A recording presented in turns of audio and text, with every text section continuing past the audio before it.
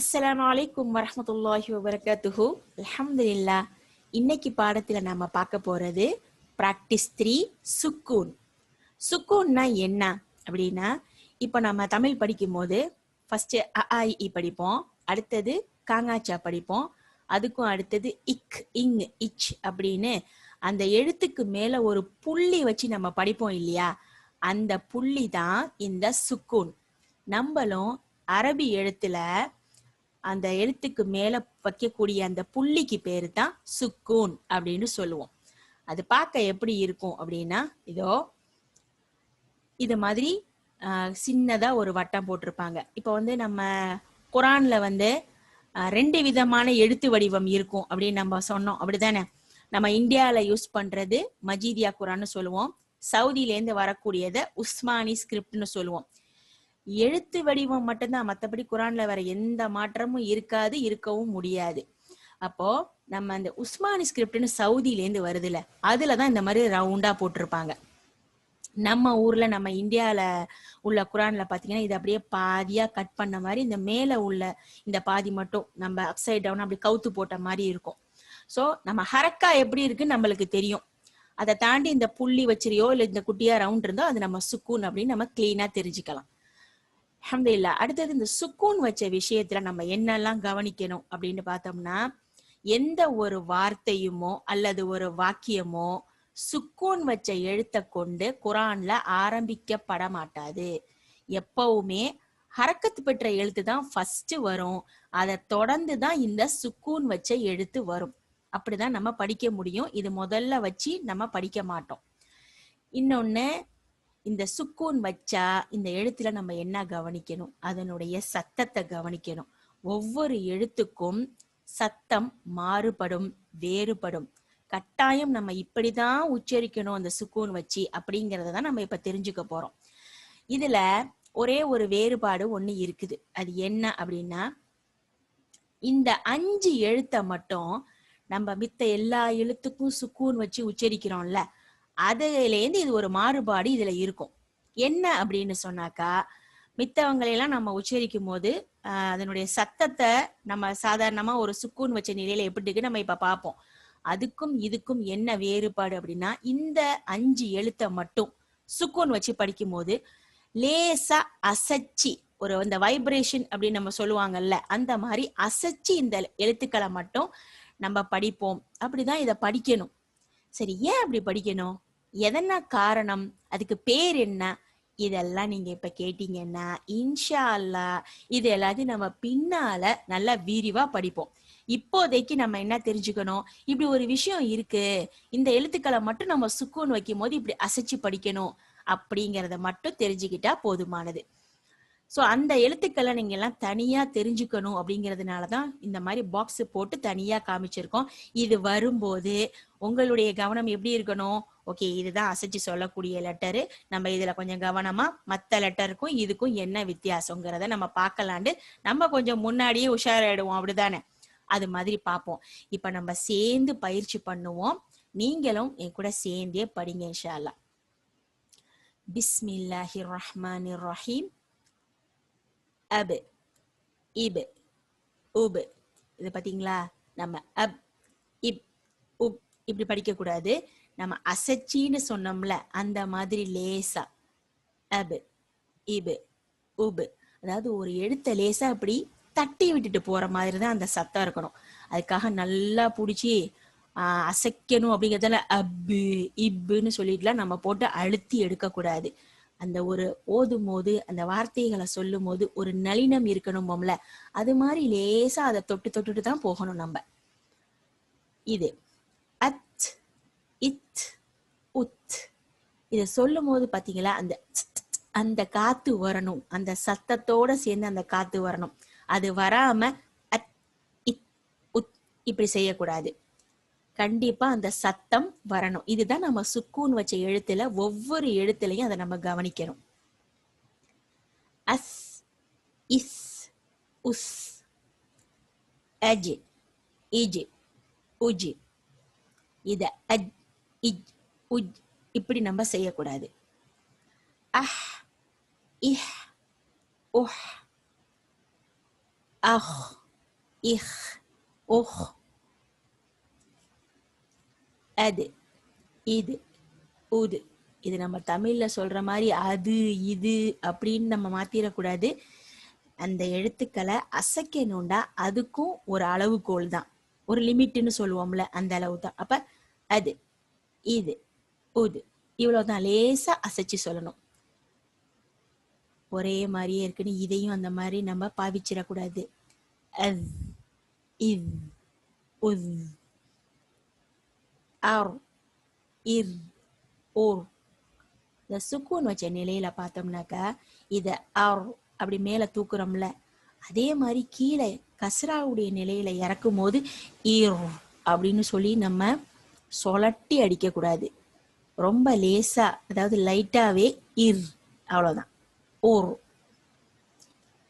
As, இஸ், உஸ், அஸ், இஸ், உஸ், அஷ், இஷ், உஷ்,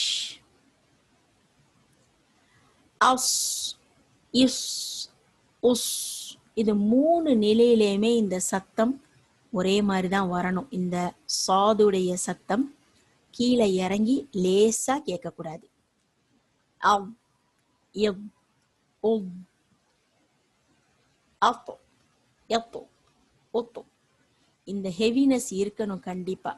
சாதாரண தாவுல சொல்ற மாதிரி அத்து, இத்து, உத்து அப்படின்னு லேசா இத நம்ம முழிஞ்சிடக்கூடாது. அவ், இவ், உவ், ஆ, யா, ஓ. இந்த ஐனுக்கு நம்ம அந்த டைம் கொடுக்கணும்னு சொல்லுவோம். அதாவது நிதானமா அந்த ஐனை போய் நம்ம பிடிக்கணும்.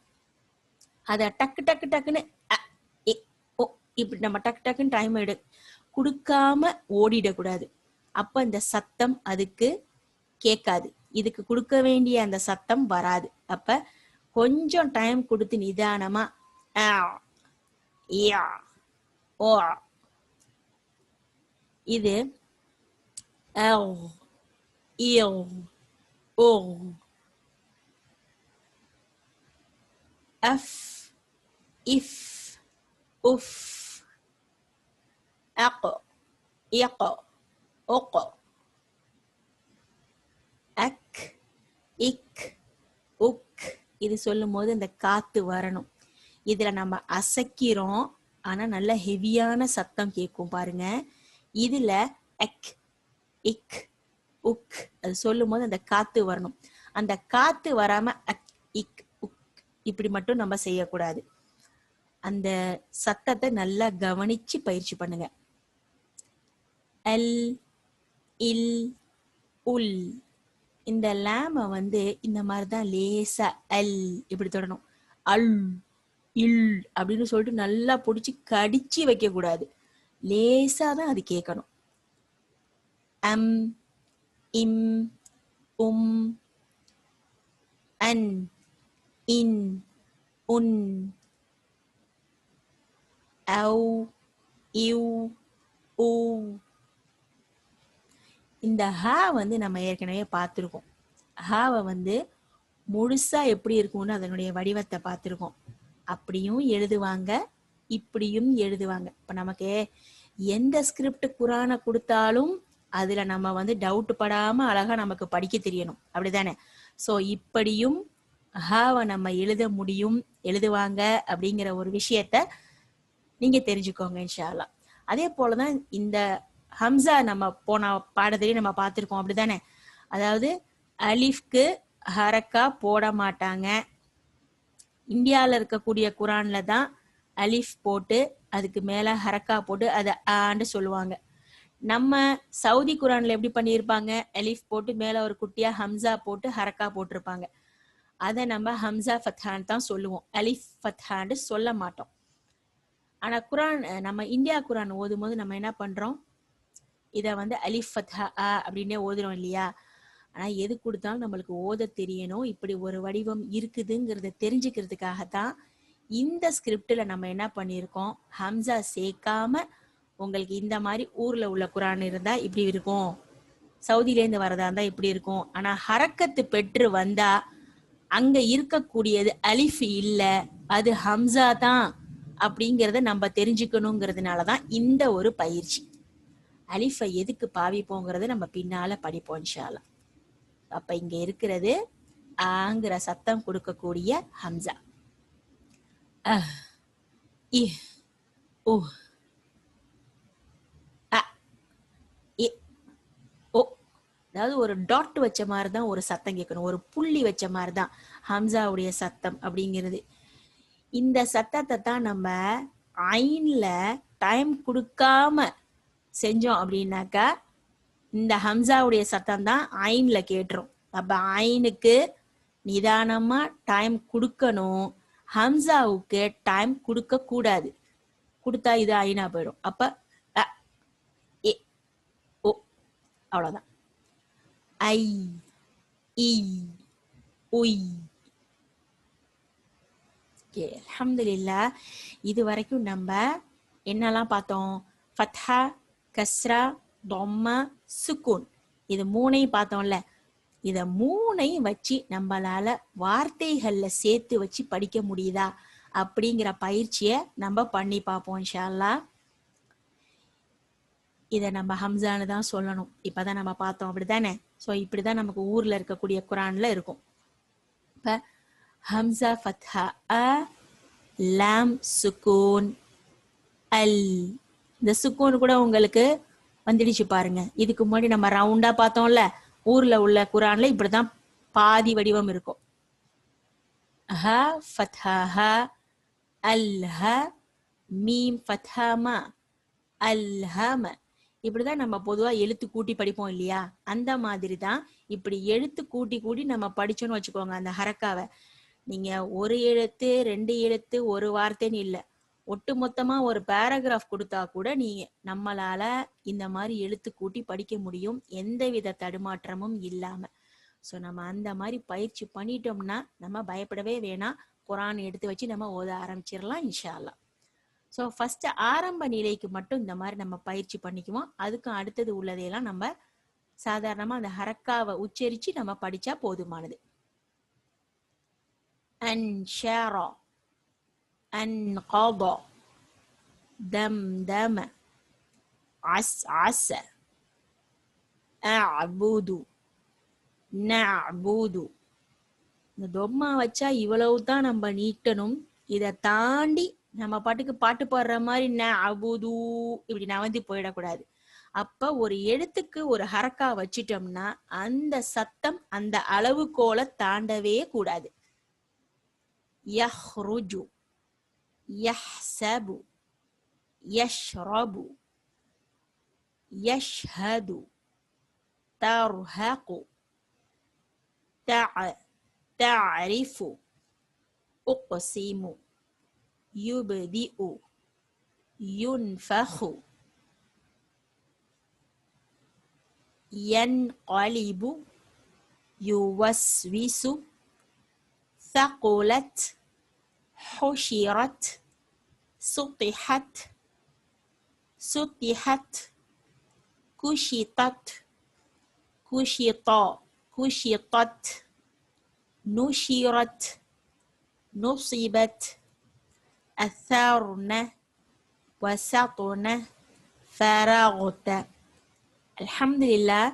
இன்னைக்கு நாம சுக்கூன்னா என்னன்னு பார்த்தோம். அதை தனி எழுத்துல மட்டும் இல்லாம வார்த்தைகள்லையும் இதுவரைக்கும் நாம பார்த்த ஒட்டுமொத்த ஹரக்கத்துகளையும் வச்சு பயிற்சி பண்ணியிருக்கோம்.